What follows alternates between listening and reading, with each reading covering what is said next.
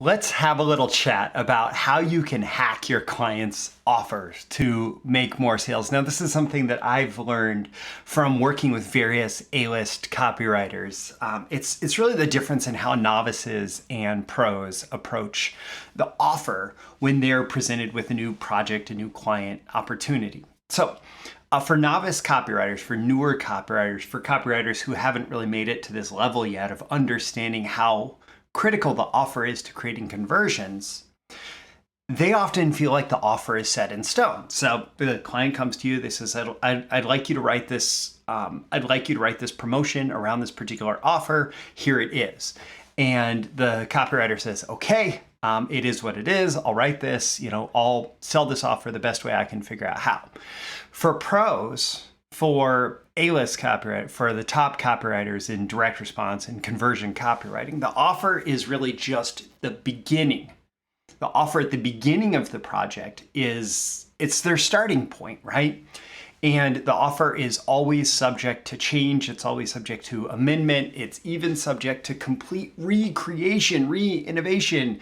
I've worked on projects where I say, nope, like this isn't going to sell how it is. Let's completely reinvent this offer before we even dive in. And so that's what I want to talk to you about today. If you're a copywriter, if you're a direct response marketer who would benefit from better copywriting, better marketing, better entrepreneurial strategy, make sure you like and subscribe so you can get more content like this delivered to you. Let's dive in. These are the proven direct response marketing, copywriting, and entrepreneurship success strategies you can use today to write your own ticket and create the life you want. I am Furr, and this is Breakthrough Marketing Secrets. Now, here's today's breakthrough.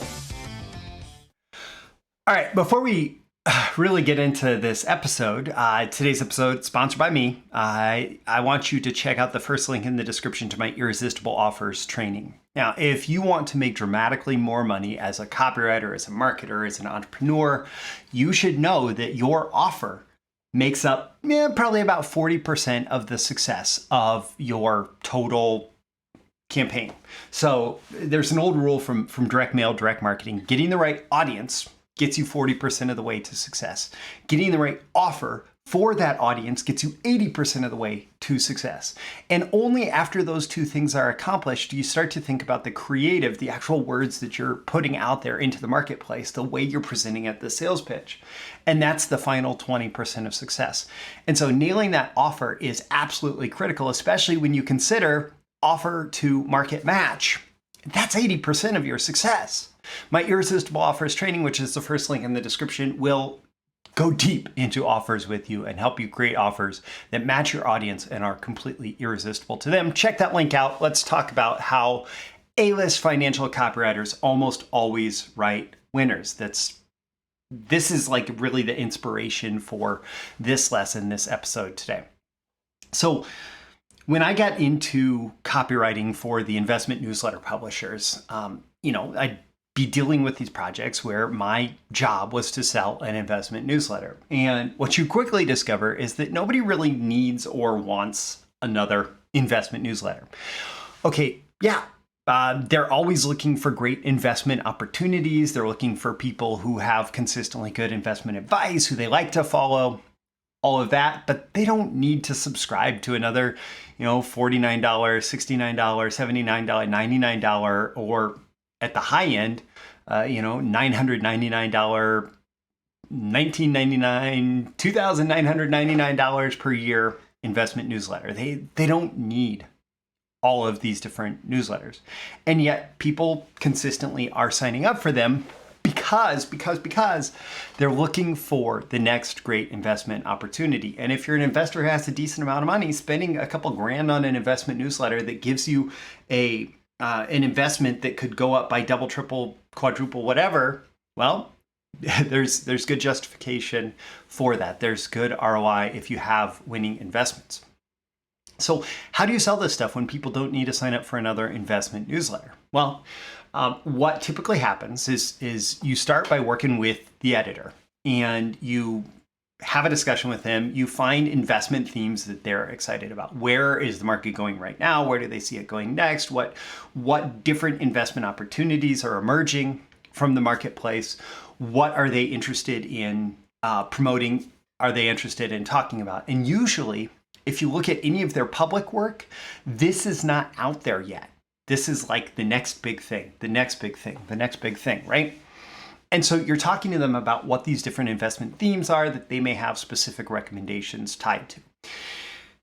And then you tie that to your own research, to your own big ideas that you're coming up with or market stories that you're coming up with. So you may find that everybody's getting excited about one particular segment of the technology market, or you may find that everybody's getting excited about, I don't know, crypto, or you may find that everybody's getting excited about income today, or you may find that everybody's like, it changes with the market and it's constantly changing, and trends will rise and fall over the course of a few months, maybe a couple of years. But what you're looking to do is you take what the editor is excited about and you tie it to what you're finding as trends in the marketplace, right? And then you dialogue with the editor to find a specific recommendation or set of recommendations that they are prepared to make in terms of specific investable ideas. And then you have a recommendation, like you have a company, right? And yes, there are different types of promos. This one that I'm walking you through at this point is really the process for a single stock promo where it's, hey, this is the investment opportunity you need to go after. It's this new development, whatever, in the marketplace and technology. And it's creating this incredible opportunity for this company who's at the center of this trend, right? So we found a recommendation, right? And then you build your entire promotion around that recommendation. You get that person excited about that one recommendation. And when you have really established what the driving narrative is for that promotion, the editor or a member of the editorial staff will take the recommendation and the different factors that you're going to be talking about in your promotion, and they will create the report on that investment opportunity from there. And you end up, as the financial copywriter, you end up selling that report as like the first thing that people are buying into when they go through your selling message. And the way that they get that report is by signing up for a subscription to the newsletter. So what you're doing essentially is you're shifting the offer that you're selling. So you're no longer selling that investment newsletter, you're selling the report. And the investment newsletter is part of the deliverables. Oftentimes, the investment newsletter is going to be the place where they will exclusively provide updates on the opportunity as it shifts, as market forces move, right? And that's one example of the many ways that top copywriters find their hook. You, as a copywriter, can find your hook and build your offer to suit the hook, the message, the story that you want to put out there. So that, like the financial copywriters example, you just look for, okay, what's the biggest benefit? What's the most exciting thing? What's the best story? What's the thing that's the most appealing to your market? Right? And you go from that point, you identify the story that you want to tell, and you identify how you want to present that story and all the benefits you want to focus on, and you identify that narrative. And then when you have that narrative built, you create your offer, you hack your offer, you change your offer, you adapt your offer to match that. So in some industries, this could be it could be adding information on top of a physical product. It could be adding additional information on top of information that's already there. It could be adding immediate delivery information on top of a promise of later delivery information. It could be like there's a million ways that you can approach this, right? But the whole point is that you are constantly looking, as the copywriter, you're looking for, what can I deliver? What can I promise in my selling message that is going to be the most appealing way to get into maybe what the bigger offer is that the client's trying to make? And so they come to me with their equivalent of whatever that investment newsletter is, right? And I say, what can we put in front of that? What can we put as the first, as like the entryway, the foyer to this greater offer, right? that is going to be the thing that's going to give the prospects the most wow factor, the customers the most wow factor when they sign up, when they buy, and how can I make that exciting in my marketing?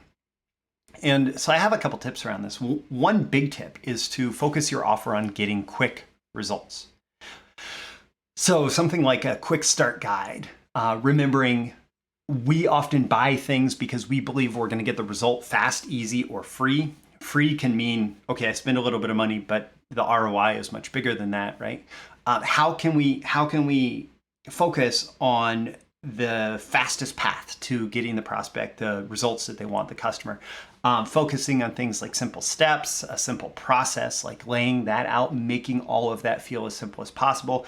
Aim, instead of, for example, aiming at like, oh, this is going to make you $1 million, aim at the achievable results. Aim at, what is the first step that is going to set them on the path towards that $1 million, right? Is it making their first $1,000, $2,000, $5,000 online? Is it getting their first client? Is it whatever it is, right?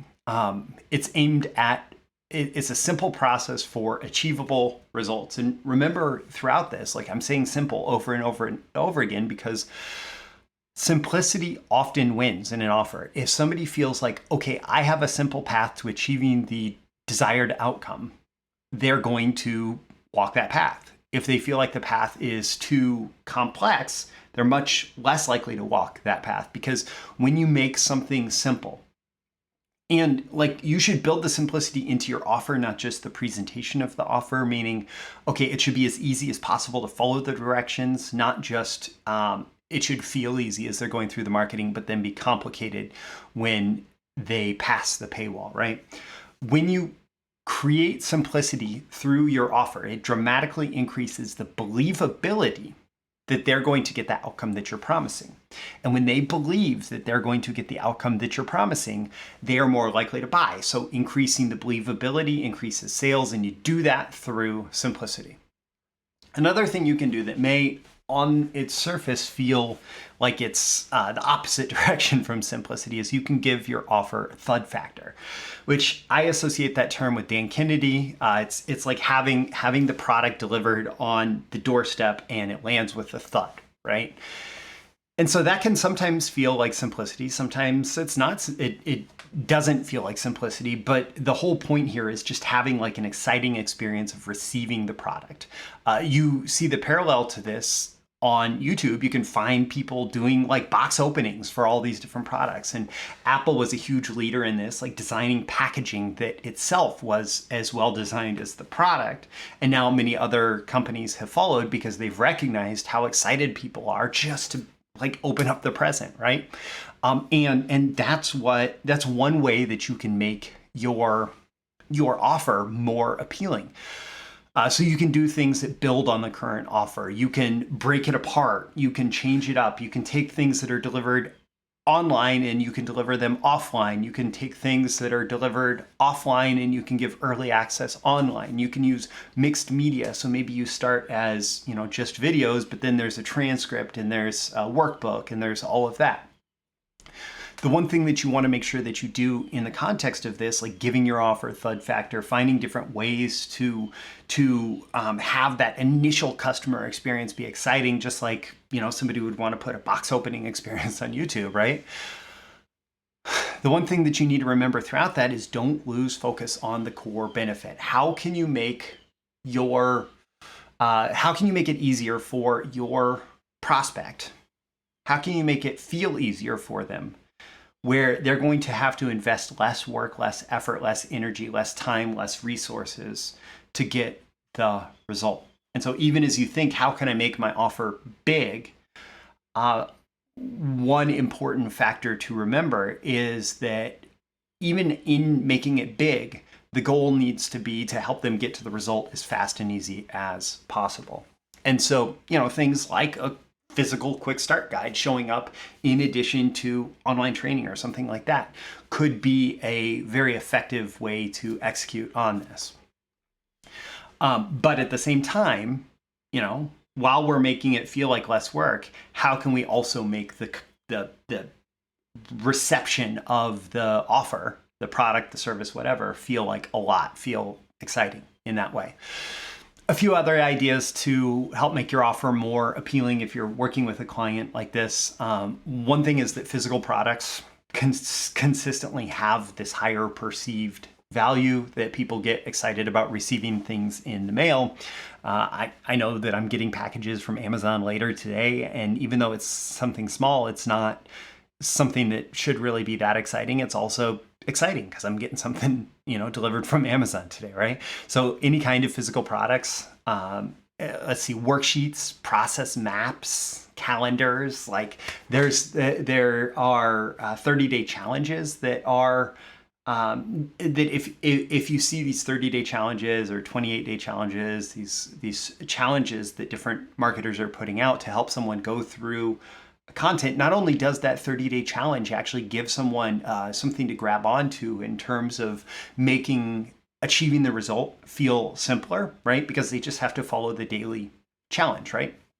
But you can do something like a calendar of that 30-day challenge so they can check it off, right? As they go, they can say, oh, did that. And it starts to feel like a bigger sense of accomplishment as they go through. Anything again, that like gives somebody something to interact with. In direct mail, there's this, they're called engagement devices, right? And you like take a sticker from one part of the direct mail and you put it on the order form, and that somehow like communicates whatever. If you add that sticker to a direct mail piece, all else being equal, usually the response rate will go up. And so any kind of way to get someone engaging with the offer, engaging with the content, and presenting that in your marketing, that this is part of the process, right? That will make your offer more appealing. Doing things to make your offer personal or personalized. So even just like a welcome video, face-to-face welcome video, or if you are able to do any kind of personal introduction or something like that, like anything that you can do that makes your offer feel more personal or personalized can increase the perceived value of that. Delivering some kind of surprise gift is a great way, something that's received afterwards. And on one level, you might think, okay, I'm a copywriter, I'm just trying to increase sales in through the front door. But in a lot of cases, especially if you earn royalties or performance payments, you're only getting paid after the customer sticks, meaning there's no refund. So having some kind of surprise gift added as part of the offer can make the customer stickier, right? The other thing that it can do is it can provide you just a nice little line of copy, maybe even on the order form or somewhere similar, where you say, plus we're going to give you a free surprise gift worth whatever amount. When you sign up, you have to sign up in order to discover what this is, right? And that's maybe bad copy because it's just spilling out of my mouth right now. But having some kind of surprise gift can be one way that you can increase conversion rates when you say, hey, we're going to give you a free valuable surprise gift. Doing just anything to kind of go above and beyond so the customer feels like, wow, this is exciting. Like it feels great being a customer here. That can increase the perceived value of your offer. It can increase your sales and your customer stickiness, your retention. One other little hack here is that one of the things that I like to do when I'm looking at a new offer is I like to figure out, are people typing search queries into Google around this particular offer, this particular product, and find a way to either make the whole offer or some element of the offer more demand responsive, meaning it is a direct response to what people are typing into Google, because I know some segment of the audience is actually interested in that particular, like the answer to that particular question. If it's like how to do this, right? How to get paid royalties as a copywriter. Well, if I have a how to get paid royalties as a copywriter segment of my offer, I know that the type of person who would type that into Google is going to be interested in that segment of the offer. And so you can create more demand responsive components to your offer. And sometimes it is just as simple as positioning. So you take an offer that maybe feels complex, it feels a little less directed on getting the result, and you position certain elements of it so it all feels more oriented towards getting that customer that initial result that they want. And a lot of that can be done in positioning. One good example of that I've used as a story off and on is the client that built the backup solar generator inside an EMP resistant case. And we took this thing that was sold as a backup solar generator with a nice little feature that it was built inside this Faraday cage that protected the electronic components from an electromagnetic pulse. And instead, we repositioned the whole selling message around that being protected from an electromagnetic pulse and all the scenarios in which that might come up, and made it so this was, and it was honestly the first and only at the time backup power generator built inside an EMP resistant case. And it became the unique selling proposition through, and the positioning is what made that offer so compelling. So a lot of things to think about there. The big idea being that top copywriters never consider the offer set in stone.